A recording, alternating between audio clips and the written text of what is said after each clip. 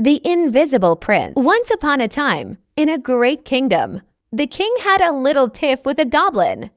The king won the argument, which, as you can imagine, didn't sit well with the goblin at all. He stormed off, vowing to get his revenge. After many years, the king and queen finally had a baby boy. The whole kingdom celebrated. Bells rang from every tower. Cannons boomed. Now, tradition dictated that the heir to the throne be presented to the nobility on the first day of his 7th week. Thousands of nobles in their finest ceremonial dress packed the hall so tightly you could barely breathe. People were fainting, collars were getting crumpled, and jewels were getting lost in the shuffle. Messengers cleared a path through the crowd. The double doors of the royal salon swung open, and to a blast of golden trumpets and a thunderous organ, a grand procession entered. There were generals, musicians, florists, and finally, the baby prince in his carriage. And what a carriage it was! The wheels and handle were pure gold, and the body was carved from a single, breathtaking opal. Cheers erupted. The procession moved towards the platform at the head of the hall and vanished as quickly as it came. He signaled for the trumpeters to play the national anthem and leaned over to lift the baby and present him to the eager crowd. But his face went white with horror. The cradle was empty. The little pillow was there, the turquoise-bordered blanket, even the rattle filled with seed pearls, but no baby. The baby? Where is the baby? Everyone started searching everywhere under carpets, behind curtains, even staring up at the ceiling. Then a faint but unmistakable baby's cry was heard. "Search, my friends," cried the king. "A royal reward for whoever finds my son." The cry came again. Where could he be? Suddenly, a clever young lady-in-waiting who had been searching the opal carriage let out a scream. She had felt the baby, but she couldn't see him.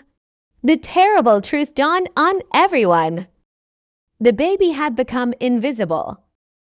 To make matters worse, any clothing he wore also became invisible. You could feel the little prince. You could hear him, but that was all. When he crawled away, someone had to grope through the air, feeling around, or just wait for him to cry.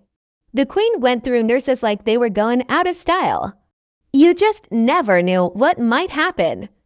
Once, the child escaped the nursery and wandered onto the palace lawns. It took the entire national army, crawling on their hands and knees all afternoon, to find him sleeping under a plum tree.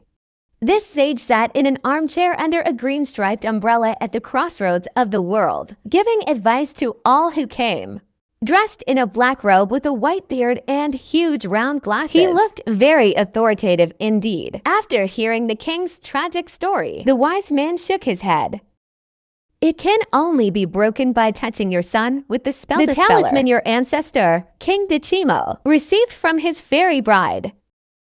"Alas," the king replied, "the spell-dispeller was stolen from the royal treasury 20 years ago." The wise man asked, "Was it not the only one in the world?" The king sadly nodded. "It was stolen by the master thief of the adamant mountains," roared the wise man. "Ask me where the raindrop is that fell into the river yesterday," he replied. "But don't ask me where the master thief lives. As for breaking the spell, it's the spell-dispeller or nothing." And with that, the wise man bid the king farewell. Everyone had heard of him, but no one had ever seen him. He lived in a secret house in a lost valley, so cleverly hidden with vines that birds would perch on his chimney, thinking it was a tree. At night, he wore a pitch blue suit that fit like a second skin. By day, he wore a garment cleverly painted with leaves, sunspots, and shadows, making him blend into the scenery. He didn't steal for wealth, but to add new rarities to his magnificent museum. It held the finest specimen of everything in the world. The most interesting book, the funniest joke, the biggest diamond. You name it. His greatest joy was simply admiring his collection. seated in the most comfortable chair in the world. He'd spend hours enjoying his treasures.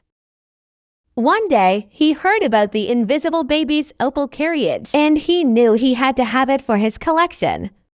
Then, he put on his camouflage suit, pocketed the globe, and ran on his long legs all the way to the royal city. A few nurses stood chatting near the silver fence that enclosed the prince's play area. The master thief crept closer, took out the glass globe, and threw it towards the nurses. It shattered, and the words he'd sealed inside escaped. "Oh, look at the balloon!" In that moment of distraction, the master thief sprang forward, released the brake on the golden wheels, and pushed the carriage away, running wildly through the garden gates and onto the main road. The city bells began to ring. Soldiers were dispatched, and horses galloped in pursuit. But it was no use. The jewel-encrusted carriage sped across the land like a meteor.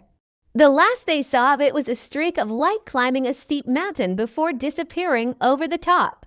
When the master thief reached his secret valley, he shouted in triumph and wheeled the carriage down into his museum. He sank into his most comfortable chair to admire his new prize. But then, a strange sound, half gurgle, half sob, made him sit up straight. What was that? The thought of caring for any baby was daunting. But an invisible one? That was a whole new level of trouble. He slapped his knee and grinned at the spell-dispeller. He grabbed the world's brightest lantern and went to the small cave where he kept the talisman. His heart sank. The spell-dispeller was gone.